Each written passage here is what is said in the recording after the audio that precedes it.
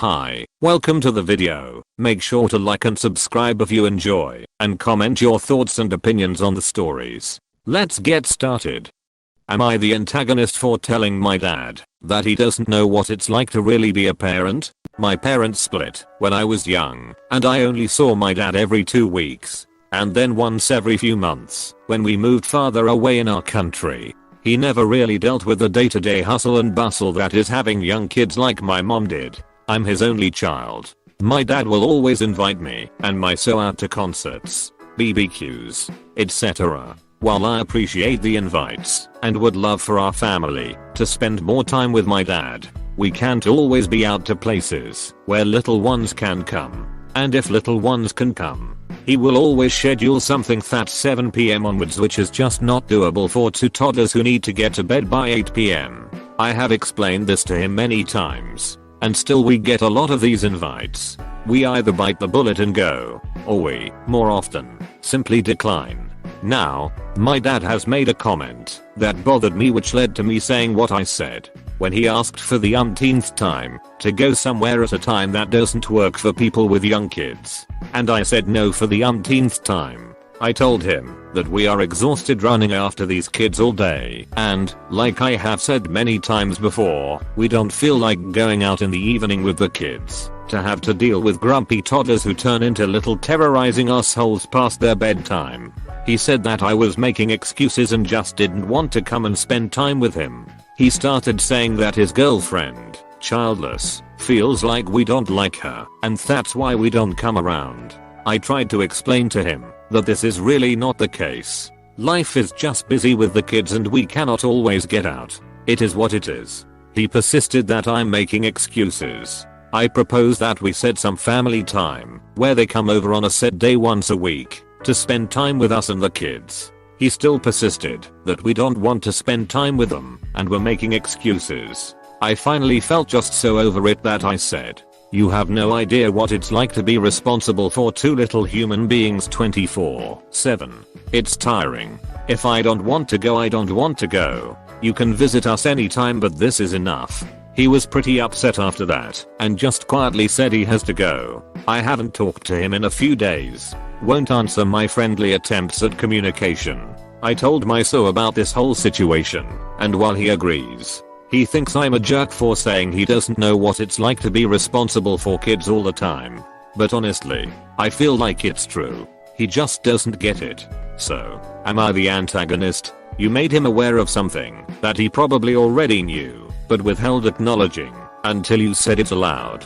It might have come out as a little harsh, and you should talk to your father again and communicate better, but it's okay. Comment by team member Corey. Now for the top comments. NTA. Maybe you cold worded it better, but you weren't wrong. He doesn't know how tiring it is to take care of 2 small children. Even when he had you, he only had 1. Maybe he needed a little bit of that wake up call. You can only politely decline so many times. It probably just hit him as you somehow telling him he wasn't around enough or something along those lines. When really you just meant what you said literally. He could be inviting you out all the time to make up for lost time from when you were a kid, and that comment just reminded him that he wasn't around that much. Dad is being a nar though, if all these invites are only on his terms and his time. Op has said he's welcome to visit and spend time with his grandkids too. He only wants to go out and have non-kid appropriate fun, which is fine, because it's what he wants to do. But he can't expect everyone to live the same lifestyle. Op is not the a-hole. Nail squarely hit on head. He just didn't want to hear it. Not the a-hole. NTA, you were right. He is just using you for entertainment, and if you don't bend to his will, he gets upset. Am I the antagonist for choosing my fiancé over my friend's kid? Hopefully this'll be short, but basically a friend of mine started a little discussion with me regarding a real life event she saw on the news, and it eventually turned into one of those would you rather scenario games. She asked me, would you rather save your fiancé or my child in a life or death situation, and I already know this is going to end badly, so I said to her that it's not a good idea that I answer that. She then proceeds to tell me to just answer and it's not a real situation, so my answer doesn't really matter. This goes back and forth for a while and I eventually just give in a say I pick my fiancé, bearing in mind my fiancé is an amazing person. He's been my rock through so much, and he's the only person I'm extremely close to. Despite my answer supposedly not being important, my friend blew up at me. She called me heartless, said I must hate kids. How can I pick someone who has already lived a good couple years over a child that has barely lived? I don't hate kids, but I can't imagine life without my partner. My friend wouldn't stop, and eventually I had to ask her to leave because she wished something awful on my partner. Honestly, I find these games stupid, and they never end well. I was honest in my answer, but I also just wanted her to stop asking, am I the antagonist? How could you prefer a person who has lived for a number of years to a child who has barely survived? Your pal has just discovered firsthand that you can win silly rewards by playing stupid games. The situation is made up, only that friend's family would have the power to make a decision or have any influence in a circumstance like that. Comment by team member Jordan. Now for the top comments. NTA. You tried to get her to stop asking. She refused. You told the truth. Because had you chosen her child, I strongly suspect she would thrown that in your fiance's face. Yep, all of this. Ditch the idiot who gets mad over a hypothetical situation. Sounds like they are a child themselves. NTA, I hate those hypothetical questions. And this one is just ridiculous. I'd ask her how old her kids would have to be to not choosing them over your actual real life partner could be an acceptable answer. Am I the antagonist for going to my friend's Hindu temple opening against my husband's wishes? I, 30F, have a very good friend from work who is opening a Hindu temple. She shared details throughout the process and I would love to support the opening of it. I will be fasting, no eggs, meat, or alcohol, as she's asked as well. Other people from work are also invited. I told my husband, 32 male, that we were invited and that I planned on going with our daughter, 3F. He forbade me from going as it was against our religion. I was pretty dumbfounded and not sure what to say. I told him that I would go alone if that made him feel more comfortable, but he still said absolutely not. I'll let the subject drop since we had a friend over and I didn't want to argue. A bit of background. He was raised in a Christian family with pretty strict rules, but has not attended church in years. He smokes. He cusses. He slept around a bunch before we got together. And just in general doesn't act very religious. Religion isn't really a part of my life. Occasional church with friends but nothing serious, and I don't strongly identify with anything religious. I don't really understand where his strong feelings are coming from. I still want to go and don't see it as wrong, since I'm not participating in any of the ceremonies. I don't want to disappoint my friend. I truly don't want to try to explain my husband's view on the matter to her, mostly because I don't even know what I would say. Am I the antagonist if I still go? I've visited a lot of churches and I'm a Hindu. As long as you're respectful, it's okay. Informing him to stay in his lane will allow you to spend time with your pal. Comment by team member Cody. Now for the top comments. NTA. He's your husband, not your dad. He can't forbid you from going anywhere. He should be apologizing to you for treating you like a child. I would absolutely go. Not for nothing, but my dad gets absolutely no say either. NTA. Be honest with your husband about the fact that you are going to this event. Be clear with him that you don't identify with a particular religion, and even if you did, supporting your friend in this way would not be a problem. Then have a larger discussion, possibly with a marriage counselor, about the fact that he cannot forbid you from doing things. If there are things that make him uncomfortable, that is a conversation, not a directive. Am I the antagonist for not wanting my future mother-in-law at our wedding? I know the title sounds terrible, but hear me out, please. My mother-in-law, 40, and I have never gotten along. I was the girl that took her precious little boy away from her. For context, me, F21, and my fiancé, M21, have been engaged for 2 years. We are currently saving up for our dream home and dream wedding. My mother-in-law has tried to ruin anything she has a hand in. For example, She found out that my fiance's best man was going to be my brother instead of one of his brothers. He chose his line and is very close to my brother. She took it upon herself to contact one of his sisters and ask her if she'd be willing to step in as my maid of honor. The only reason I found out was because she reached out to me about the colors of the wedding and what I wanted her to wear as the maid of honor. I sadly informed her that she was not my maid of honor, but I would love for her to attend my bachelorette party. Luckily, she was okay with that. When I asked mother-in-law about this, she said it was unfair for my fiancé to have my brother as his best man and not have his sister as my maid of honor. On top of that, she got a hold of my list of bridesmaids that I made because I wanted to surprise them with dinner and gift baskets I had made. I had all their contacts on a spreadsheet on my personal laptop and their days off, so I could schedule around their days off. She asked to borrow my laptop to message a friend on her Facebook, so I let her borrow my laptop. She then proceeded to contact them and tell them that I had changed my wedding colors from emerald green to peachy orange. My girls called me upset because most of them had already purchased their dresses and didn't want to waste more money. I let them know it was still going to be emerald green and to disregard any more messages from her about our wedding. But the thing that pushed me overboard was our invites to our engagement party. She printed out the invites, but asked that I take them to the post office. Curiously, while I was about to put them in the mailbox to send out, I noticed that she had completely disregarded my list of people I wanted to invite, but there was a name I recognized. His ex. She was trying to invite his ex. I was furious. With everything in mind, I requested that she not be there for the day of the wedding because I want the day to go smoothly, and it seems that she would do anything to ruin it. My fiancé got angry with me and told me I had no right to exclude his mother on our wedding day because it's his wedding too, along with a lot of his family members messaging me and telling me I'm a bitch and he would never ask something that outrageous of me and I'm being unfair. I think I may be the asshole because after all we are going to become family soon and it is her son.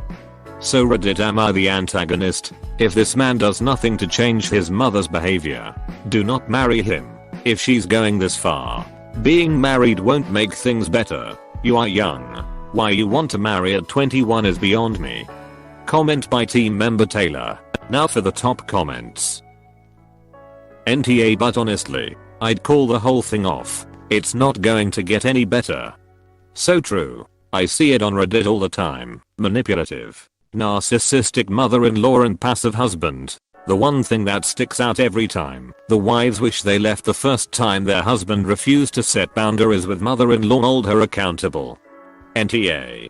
Do not marry a man who won't stand up for you against his mom. It will be like this for the rest of your lives.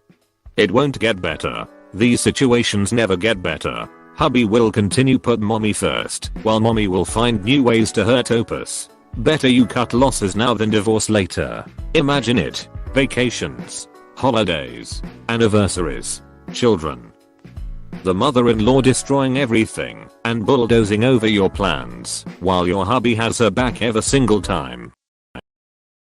Wibta, I don't want a prenuptial and I want my name on the house. I'm engaged to my fiancé of 5 going on 6 years. He recently got an inheritance from his grandfather for a major sum of money. Based on his parents' advice, he's going to put it into a house. We have spent the past few months giving up weekend, including holidays, to go look at houses. I work longer hours than him and have a small business on the side, so my weekends are so precious to me as it's my only free time. But I've been with him every step of the way. My financials are not as great as his. I grew up in a single parent household, and when my parents divorced, my mom went bankrupt. Throughout my relationship to my fiancé, he has been helping me out financially, as I've been trying to figure out a better relation to money and have always had a lower paying job. He is older than me and more settled in his line of work. I'm also a person of color and he is white. However, the only way he will be able to afford the mortgage is potentially with a joint mortgage in my name. This is because I now make slightly more money than him and can easily help out with bills. I've also been more diligent about budgeting and getting my credit score fixed. He was on the phone with his mom, who didn't know she was on speakerphone. She said out of the blue, "By the way, you are getting a prenuptial, right?" I was stunned and very hurt. I cried about it as I've had issues with future mother-in-law before. I told him it was nonetheless his choice, but he assured me that he would want my name on the deed of the house and would not make me sign a prenuptial. Yesterday, however, I was talking about the contract and mentioned my name being on the deed again. This time, he said something along the lines of, "Right. So you can take half my money and the house in the divorce." This is a touchy subject for me because I know I haven't always been financially contributing like I should, but we have agreed I would be paying half the mortgage and I have been the only support to him in finding this house. The same future mother-in-law has nitpicked every choice we've made. I'm understanding that I'm from a different socio-economic background, but we did agree that I would be significantly contributing during our marriage, and now I'm already buying groceries and doing what I can. So, would I be the antagonist for feeling bad that my fiancé seems to want a prenuptial and for pushing to put my name on the deed of the house? A prenuptial agreement is not always a moral high ground. You can write it whatever you like. That deed obviously needs to include your name. Defend your small company. It's yours along with the revenue it generates. You ought to look out for yourself if he is. Comment by team member Shannon. Now for the top comments. If he wants/needs your money to get a mortgage, your name absolutely needs to be on the deeds too. Thank you. I feel this way too, but the problem is mostly my confusion on if that's fair. Lol. NTA. You will be paying half the mortgage and have your name on the mortgage in order to buy said house. The fact he would consider leaving your name off the deed is concerning. If it is a question of how the house would be split in a divorce, then have him include what the down payment would be in his portion. Kinda upsetting he would respond that way. Am I the antagonist for refusing to give up my seat on an airplane? IF-15 was flying for the first time to Florida. Due to some childhood trauma, I get bad anxiety when being yelled at for something I couldn't control. I arrived at the airport, and being a minor flying for the first time, my mom was able to walk me all the way to the gate. She told them I was a minor, and that this was my first time flying, so that it would help lessen the anxiety I had of having to be on the plane by myself. When it was finally my turn to board the plane, the flight attendant, to ease the anxiety as I was shaking a little, introduced me to the pilots, and I was able to see in a little. The flight attendant took me to my seat. I made sure to book and pay for a window seat so I can look out the window and also not have to keep getting up whenever anyone had to use the bathroom. There was some girl in my seat and the flight attendant kindly told her she was in my seat and that she had to sit in the seat that was on her ticket. She was not happy, and who I assume is her boyfriend said I could just sit in the aisle seat. The flight attendant knew why I wanted a window seat and about the anxiety, as my mom told them before I boarded, so the flight attendant told the women she had to move.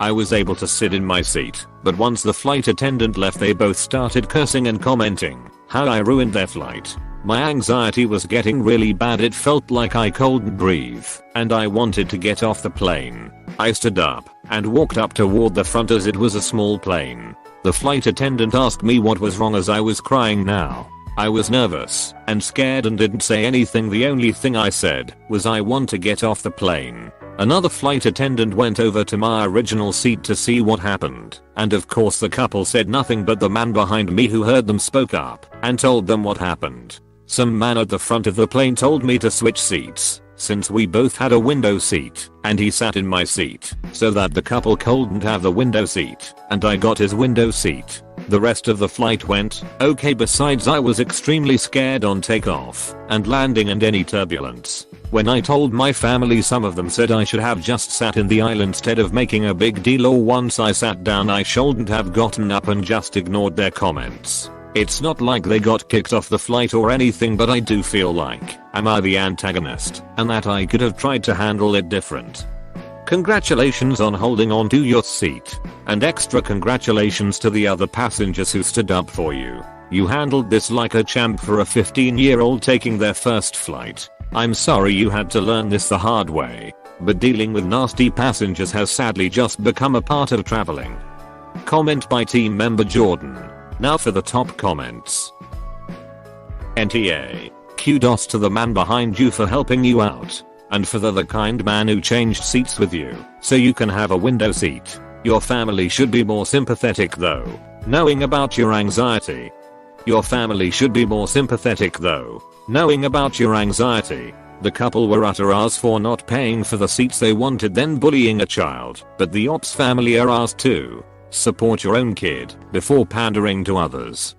NTA. Look at all the people that helped you. Those flight attendants and men know you are not the R. That couple should have booked a window seat if they wanted it. They don't get to steal yours. You did awesome, and I'm proud of you. Yet not the a-hole. Flying, while incredibly safe, is not everyone's cup of tea. I specifically look for a window seat myself, and always try to pay and pick where I sit. Sorry if that bothers people, but it is my seat. You did nothing wrong and those two older people should be ashamed. Hopefully you'll have better experiences next time.